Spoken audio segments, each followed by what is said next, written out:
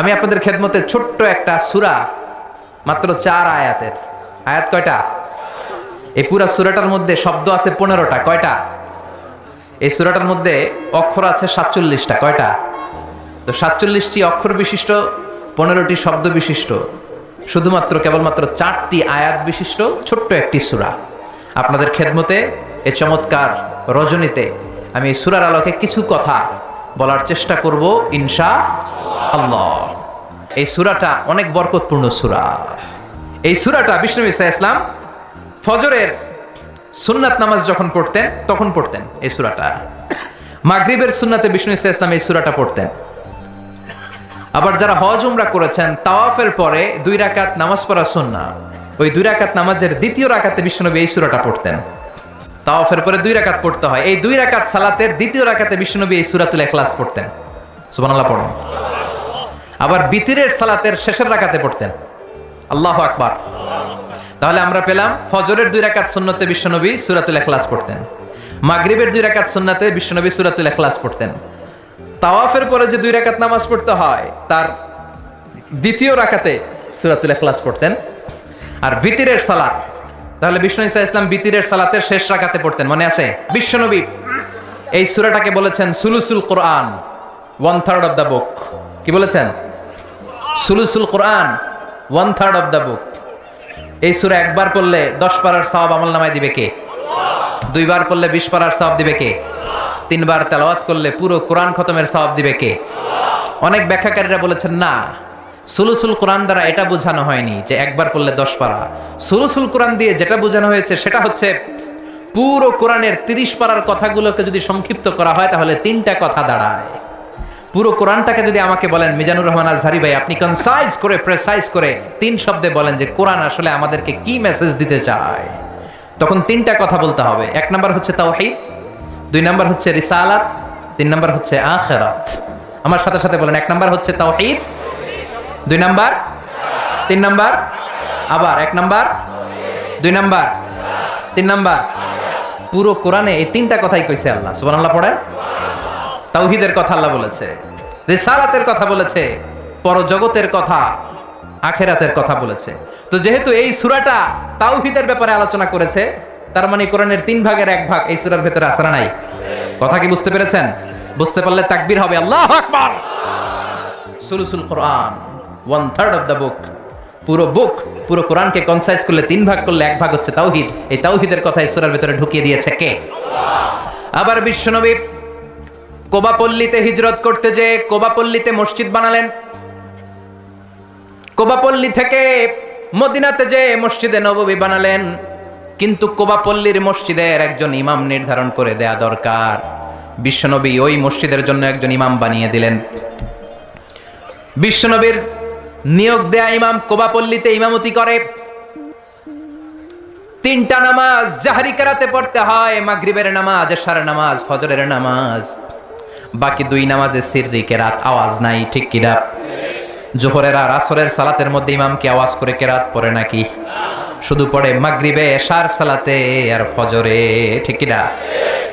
তো ইমাম সাহেব নিয়োগ পাওয়ার পরে মাগরিবের সালাতে, এশার সালাতে, ফজরের সালাতে প্রতি রাকাতেই সূরাতুল ফাতিহার পরে যেই সূরাটা দিয়ে তিনি নামাজ শুরু করতেন ওই সূরাটার নাম হলো সূরাতুল ইখলাস।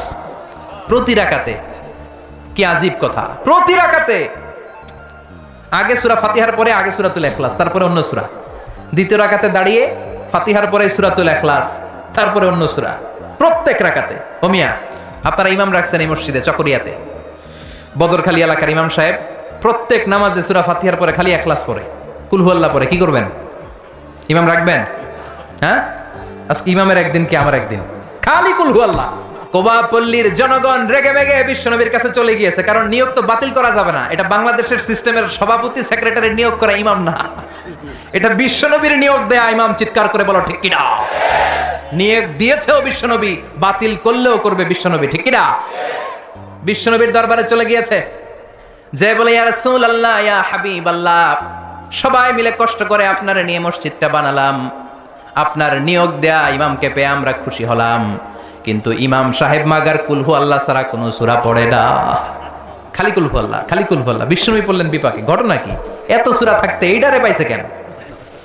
বিষ্ণুনবী বললেন ডেকে পাঠাও। বিশ্বনবী ইমাম সাহেবকে বললেন, আমি তোমাকে নিয়োগ দিয়েছি, তাই নিয়োগ ওরা বাতিল করার ক্ষমতা রাখে না, আমার কাছে এসেছে। আমি তোমার কাছে জানতে চাই ঘটনাটা কি। প্রতি রাকাতে সূরাতুল ফাতিহার পরে অন্য সূরা পড়ার আগে আগে সূরাতুল ইখলাস পড়ো কেন? সাহাবীর সোজা সাপটা উত্তর, ও নবী, এই সূরাটারে আমি বড্ড ভালোবাসি। কেন ভালোবাসো? সাহাবী বলে, ফিহি সিফাতুর রহমান, এই সূরার ভেতরে আমার রহমানের আল্লাহর পরিচয় আছে। এই সূরার ভেতরে আল্লাহ সংক্ষেপে এত সুন্দর নিজের পরিচয়টা দিয়েছেন গো নবী। পুরো কোরআনের কোন সূরার মধ্যে, কোন আয়াতের মধ্যে আমি এই পরিচয় পাই না। যেহেতু আমার রব রহমানের পরিচয় সুন্দরভাবে এই সূরার মধ্যে আছে, তাই আমি সূরাটাকে ভালোবাসি, প্রতি রাকাতে পড়ি। বিশ্বনবী বললেন, তোমার এই অভ্যাস পরিবর্তনের দরকার নাই। যতদিন থাকবা তুমি ওই মসজিদের ইমাম, যতদিন পড়াবা ইখলাস দিয়ে পড়াবা, এই ইখলাসের প্রতি তোমার ভালোবাসা কিয়ামতের দিন তোমারে জান্নাতে ঢুকিয়ে দিবে। মর্যাদা বেশি না কম? সূরাতুল ইখলাস ছোট্ট সূরা, কিন্তু মর্যাদা বেশি না কম? নবম হিজরি বিশ্বনবী চলে গেলেন তাবুকের ময়দানে। বিশ্বনবী স্বয়ং নিজে ব্যাটল ফিল্ডে তলোয়ার নিয়ে লিল্লাহি তাকবীর, আল্লাহু আকবার বলে যে ময়দানে, যুদ্ধের ময়দানগুলোতে নিজে লিড দিয়েছেন, এটাকে বলে গাজওয়া। আর যেটাতে নিজে যেতে পারেন নাই, উনার সেনাবাহিনী, মিলিটারি আর ব্যাটালিয়ন পাঠিয়েছেন, ওটাকে বলে সারিয়া। এই তাবুক ছিল গাজওয়া মিন গাজওয়াতির রাসূল। তাবুকের ময়দানে গেলেন, বিশ্বনবী আসছে শুই না, তাবুকের ময়দান থেকে সব কাফেরের আন্ডা বাচ্চা দৌড়। সুবহানাল্লাহ কইবেন না? বিশ্বনবী বলতেন, নুসিরতু বির-রু'বি মাসিরাতা শাহর। আল্লাহ আমারে 5টা জিনিস দিয়েছে যেটা কোনো নবীরে দেয় নাই। 5টা কইতে গেলে আজকের ওয়াজ শেষ, শুধু একটা একটু বলি। 1 নাম্বার হচ্ছে নুসিরতু বির-রু'বি মাসিরাতা শাহর। আমি যে এলাকায় থাকি, আমি যেখানে দাঁড়িয়ে থাকি, আমার ডানে বায়ে সামনে পেছনে 1 মাসের জায়গার রাস্তার মধ্যে যদি কোনো কাফেরের আন্ডা বাচ্চা থাকে, আমার ভয়ে তাদের কলিজা ধপ ধপ ধপ ধপ শুরু হয়ে যায়। বিশ্বনবী সেনাবাহিনী নিয়ে অ্যাটাক করেছেন তাবুকের ময়দানে, বিশ্বনবীর নাম শুনে সব দৌড়, আইজো দৌড় কাইলো দৌড়। বিশ্বনবী আল্লাহর শুকরিয়া করলেন, যুদ্ধ ছাড়াই বিজয়, না চাই মেঘ, না চাইতে বৃষ্টি। সুবহানাল্লাহ পড়েন। বিশ্বনবীর আর যুদ্ধ করা হলো না, তাবুকের ময়দানে দাঁড়িয়ে আছেন। হঠাৎ দেখেন সূর্যের আলো কমতে শুরু করেছে। ঘটনা কি? তাকিয়ে দেখে সাইয়েদনা জিব্রাইল বিশাল ফেরেশতার বহর নিয়ে পৃথিবীর মধ্যে নেমে আসছে। সাইয়েদনা জিব্রাইলের পাখার কারণে সূর্যের আলো স্তমিত হয়েছে। বিশ্বনবী বললেন, ও সাইয়েদনা জিব্রাইল, ঘটনা কি? এত বাহিনী কেন? এত ফেরেশতা কেন? কত ফেরেশতা? সাইয়েদনা জিব্রাইল বলে, 1,40,000 ফেরেশতা। কেন আসলা? সাইয়েদনা জিব্রাইল বলে, ও নবী, তাবুকের ময়দানে আপনি যুদ্ধ করতে এসেছেন। আপনি কি জানেন ওই মদিনাতে আপনার কলিজার টুকরা সাহাবী মুআবিয়া ইবনে মুআবিয়া আল মুজানি কিছুক্ষণ আগে শেষ নিঃশ্বাস ত্যাগ করেছে গো নবী। আপনার সাহাবী মুআবিয়া ইবনে মুআবিয়া আল মুজানি কিছুক্ষণ আগে শেষ নিঃশ্বাস ত্যাগ করেছে, তিনি তো চলে গিয়েছে গো নবী। তার জন্য কি আপনি গায়েবানা জানাজা পড়বেন না? বিশ্বনবী বললেন, ইন্না লিল্লাহি ওয়া ইন্না ইলাইহি রাজিউন। বিশ্বনবী বললেন, অবশ্যই পড়ব। ও সাহাবারা, তোমাদের ভাই মদিনাতে মুআবিয়া ইবনে মুআবিয়া আল মুজানি মারা গিয়েছে, চলো আমরা জানাজার নামাজ পড়ি। গায়েবানা জানাজা। গায়েবানা জানাজা হলো মাইয়াত সামনে নাই, লাশ সামনে নাই, কফিন বক্স সামনে নাই, সবাই আমরা দাঁড়িয়ে 4টা তাকবীর দিয়ে নামাজ পড়ব, তার জন্য দোয়া করব। এটাও শরীয়তে জায়েজ করে দিয়েছে কে? বিশ্বনবী 4টা তাকবীর দিয়ে জানাজার নামাজ পড়তে দাঁড়ালেন। আর দেখলেন বিশ্বনবী পিছনে তাকিয়ে দেখলেন সাইয়েদনা জিব্রাইল 1,40,000 ফেরেশতাদের কাতার বানাচ্ছে। 2 কাতার ফেরেশতাদের, প্রথম কাতারে 70,000, দ্বিতীয় কাতারে আরো 70,000, 1,40,000 ফেরেশতা, সাহাবাদের পেছনেও কাতার। বিশ্বনবী অবাক, ঘটনা কি? আমার কোন সাহাবার গায়েবানা জানাজায় তো এত ফেরেশতা আসে না। 4টা তাকবীর দিয়ে জানাজা পড়িয়ে বিশ্বনবী বললেন, ও জিব্রাইল, জানাজার সালাত তো শেষ হলো, ঘটনা কি? কি কারণে 1,40,000 ফেরেশতার বহর নিয়ে মুআবিয়ার গায়েবানা জানাজাতে শরীক হলো রে জিব্রাইল? কি এমন আমল করেছে আমার প্রিয় সাহাবী মুআবিয়া? কি তার আমল ছিল? কি ছিল তার গোপন আমল? আমার একটু বলো।